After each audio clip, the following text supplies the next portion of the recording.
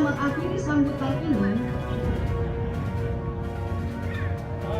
gotong royong Indonesia sehat, gerakan masyarakat hidup sehat, Indonesia kuat, tenaga kesehatan anti narkoba, etos kerja sehat melayani cepat, tepat bersahabat, gotong royong Indonesia sehat, gerakan masyarakat hidup sehat, Indonesia kuat, tenaga kesehatan anti narkoba.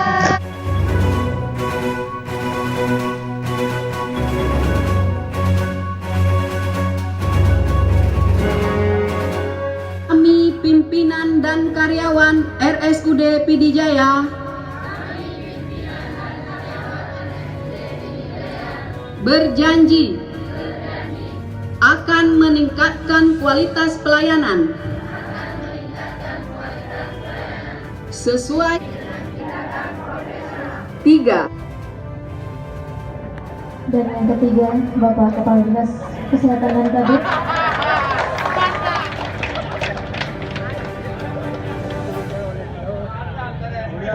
Dilanjutkan dengan Ibu Direktur.